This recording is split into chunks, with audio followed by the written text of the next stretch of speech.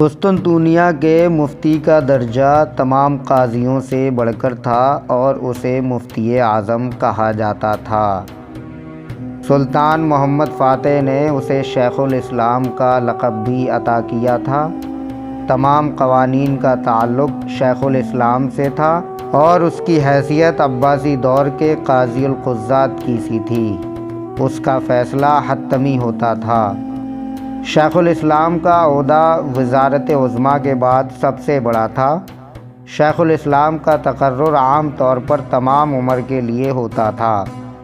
صوبائی افسران صدر اعظم اور صدر اعظم سلطان کے سامنے جواب دہ تھا، لیکن شیخ الاسلام صرف خدا کو جواب دہ تھا اور وہ ہر کام شریعت کے مطابق کرتا تھا۔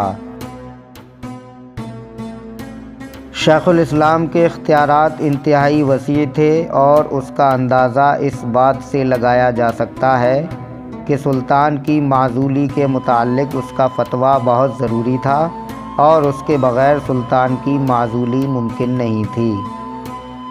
بادشاہ کی نماز جنازہ بھی وہی پڑھاتا تھا۔ دور انحطاط میں اس منصب میں بھی کئی خامیاں پیدا ہو گئی تھیں۔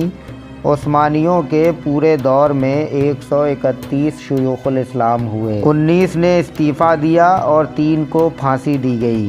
اکثریت ترکی النسل تھی۔ 1442 عیسوی میں اس منصب کی ابتدا ہوئی اور مراد ثانی کے عہد کے حضرت ملا شمس الدین فنار پہلے شیخ الاسلام تھے۔ آخری شیخ الاسلام مدنی محمد نوری آفندی تھے، جنہوں نے سلطنت کے خاتمے پر 1922 عیسوی میں استعفیٰ دے دیا۔ اس طرح یہ عہدہ 498 سال برقرار رہا۔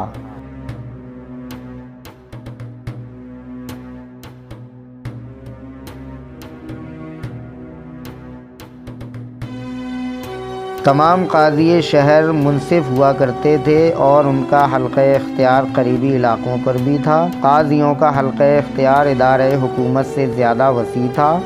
مثلاً کریمیا اور شمالی افریقہ کی ریاستیں اگرچہ انتظامی حیثیت سے مرکزی حکومت کے تابع نہ تھیں بلکہ وابستہ حکومتیں تھیں، لیکن یہ بھی عثمانی نظام عدالت کے ماتحت تھیں۔ سلطان محمد فاتح نے قانون نامے میں محکمہ قضا کو ایک ستون قرار دیا تھا اور مملکت کے قوانین کی بنیاد شریعت اسلامیہ پر رکھی گئی تھی۔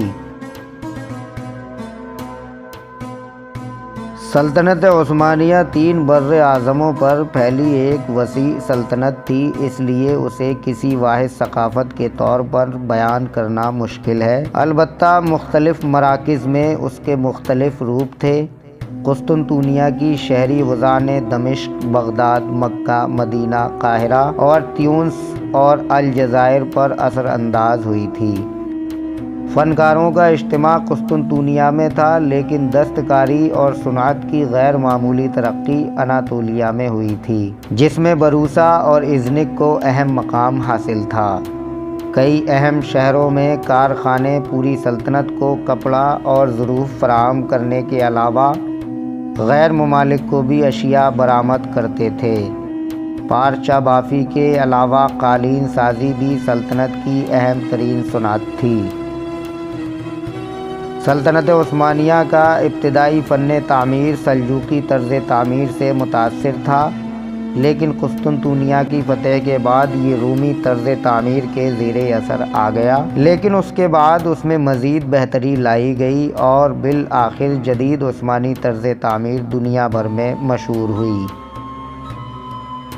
عثمانی سلاطین نے فن تعمیر پر خاص توجہ دی، یعنی شہر بروسا، ادرنا اور قسطنطنیہ میں مساجد، مدارس اور محلات کی تعمیر، اور فتح قسطنطنیہ کے بعد سلطنت بھر میں عثمانی تعمیرات اس عظیم سلطنت کی شوکت و عظمت کی آئینہ دار ہیں اور آج بھی اس شاندار ماضی کی یادگار کے طور پر موجود ہیں۔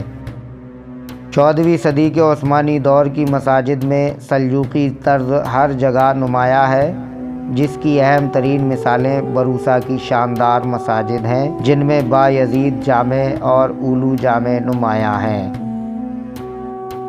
15ویں صدی میں استنبول کی مساجد میں بروسا کی طرز کی تقلید کی گئی تھی، لیکن بڑی مساجد میں آیا صوفیہ جامع کے طرز تعمیر کی تقلید کی گئی، جو بازنطینی گرجا گھر تھی، جسے فتح قسطنطنیہ کے بعد مسجد میں تبدیل کر دیا گیا تھا۔ ترک معماروں نے جدید عثمانی طرز تعمیر کی کئی شاندار اور بلند عمارات بنائی، جن میں فاتح جامع، سلیمیہ جامع، سلیمانیہ جامع اور اوورتاکوئے جامع نمایاں ہیں۔ عثمانی طرز تعمیر ان عمارتوں کے ذریعے آج بھی اپنی پوری آب و تاب کے ساتھ موجود ہے، حتیٰ کہ دنیا بھر میں جہاں بھی ترک تارکین وطن نے مساجد تعمیر کی، وہ اسی طرز تعمیر کا شاہکار ہیں۔ پاکستان کے دارالحکومت اسلام آباد میں واقع فیصل مسجد کے مینار بھی ترک طرز تعمیر کے حامل ہیں۔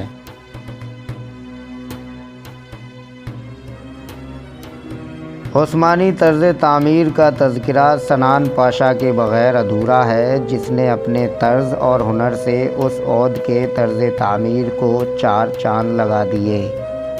16ویں صدی کے عثمانی تعمیرات میں سنانی طرز ہر جگہ نمایاں ہے اور آج بھی شاندار شکل میں موجود ہے۔ شہزادہ مسجد اور سلیمیہ مسجد اس عظیم معمار کے فن پارے ہیں۔ سنان نے قسطنطنیہ، ادرنہ اور دیگر شہروں میں کئی عظیم مساجد تعمیر کیں۔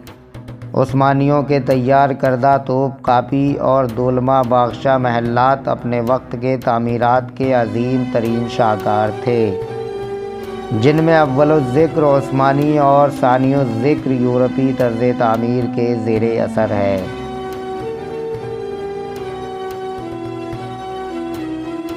عثمانی ترک زبان مملکت کی اہم ترین زبان تھی، جو عربی اور فارسی کے زیر اثر تھی۔ عثمانیوں کے عدالتی و دفتری معاملات میں یہی زبان استعمال کی جاتی تھی، لیکن ایک وسیع سلطنت کے باعث اس میں مختلف مقامات پر مختلف زبانیں بولی جاتی تھیں، اور آخری دنوں میں فرانسیسی اور انگریزی بھی غیر مسلموں کے اعلیٰ طبقے میں بڑے پیمانے پر بولی جاتی۔ یہ بھی کہا جا سکتا ہے کہ فارسی ادبی اور عربی مذہبی زبان کے طور پر استعمال کی جاتی تھی۔ عثمانی سلطنت کا سرکاری مذہب اسلام تھا، لیکن غیر مسلموں خصوصاً اہل کتاب سے ان کا اعلیٰ رویہ مسلمانوں کی وسیع القلبی کا منہ بولتا ثبوت ہے۔ سلطان محمد فاتح نے قسطنطنیہ کو فتح کرنے کے بعد مقامی مسیحیوں کو شہر میں رہنے کی اجازت دی اور ان کے چند گرجوں کو بھی بحال رکھا۔ سن 1492 عیسوی میں سقوط غرناطہ کے بعد اسپین سے نکالے گئے مسلمانوں کو بخیریت مسلم سرزمین پر پہنچانے کی جو عظیم مہم چلائی گئی، اس میں کئی یہودیوں کو بھی مسیحیوں کے مظالم سے بچا کر ترک سرزمین پر لایا گیا تھا اور انہیں سلطنت عثمانیہ میں آزادی کے ساتھ رہنے کی اجازت دی گئی تھی۔ اسلامی شریعت مملکت کا بنیادی قانون تھا اور اس کا ماخذ قرآن و حدیث تھے، اور ان دونوں سے رہنمائی نہ ملنے کی صورت اجماع یا قیاس سے کام لیا جاتا تھا۔ سلاطین عثمانیہ علم و ادب سے گہرا لگاؤ رکھتے تھے، علماء و فضلاء کی بے حد تعظیم و تکریم کی جاتی تھی اور ان کے لیے باعزت روزگار فراہم کیا جاتا تھا۔ سلطان محمد اول کے دور میں علم و ادب کی بھرپور سرپرستی کی گئی، بلکہ یہ کہنا بیجا نہ ہوگا کہ دراصل انہی کے دور میں سلطنت میں ادب خصوصاً شاعری کو ترویج دی گئی۔ سلطان محمد فاتح ترکی زبان کے ایک صاحب دیوان شاعر ہیں، مطالعہ کا بے حد شوق رکھتے تھے اور انہوں نے اپنے دور حکومت میں دیگر علوم و فنون کی ترویج کا کام بھی کیا۔ سلطان بایزید کو تصوف، مذہب اور شاعری سے دلچسپی تھی، جبکہ سلطان سلیم اول کو تاریخ فارسی شاعری کے علاوہ مطالعے کا بھی شوق تھا۔ فارسی زبان میں سلیم اول کی کچھ نظمیں بھی موجود ہیں۔ سلطان مراد ثانی تصوف کی ایک کتاب کے باعث شہرت رکھتے تھے۔ عثمانی حکمرانوں میں 21 کے بیاض ملتے ہیں۔ دراصل عثمانی ادب اور فارسی ادب ایک دوسرے سے مماثلت رکھتے ہیں۔ سلطنت عثمانیہ میں تعلیم کے 2 دور نمایاں نظر آتے ہیں۔ دینی دور آغاز سے دور تنظیمات یعنی 1839 عیسوی تک، درمیانی دور تنظیمات سے جمہوریہ کے اعلان تک، اصلاحات کا دور یہ تیسرا دور کیونکہ سلطنت عثمانیہ کے خاتمے کے بعد شروع ہوا، اس لیے ہمارا موضوع بحث نہیں ہے۔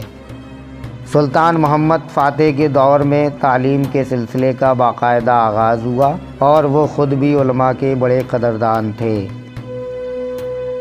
سلطان محمد کے جانشینوں نے تعلیم کو خوب پھیلایا اور ہر سلطان ایک مسجد ضرور تعمیر کرتا تھا، جس کے ساتھ ساتھ مدرسہ قائم کرنا بھی ضروری تھا۔ یوں مسجدوں کے ساتھ ساتھ مدارس کی تعداد بھی بڑھتی گئی۔ مصطفیٰ ثالث کے عہد میں صرف قسطنطنیہ میں تقریباً 300 مدارس تھے۔ دور تنظیمات میں جامعہ عثمانیہ کا قیام عمل میں آیا۔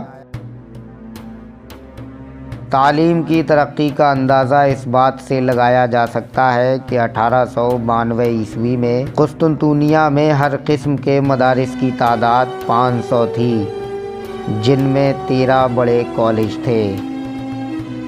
عثمانی دارالحکومت سوغوت 1299 عیسوی سے 1326 عیسوی تک رہا اور دوسرا دارالحکومت بروسا جو 1326 عیسوی سے 1365 عیسوی تک رہا، اور تیسرا ادرنا دارالحکومت تھا جو 1365 عیسوی سے 1453 عیسوی تک رہا، اور چوتھا دارالحکومت سلطنت عثمانیہ کا قسطنطنیہ یعنی کہ استنبول جو 1453 عیسوی سے 1992 عیسوی تک اپنے اختتام تک رہا۔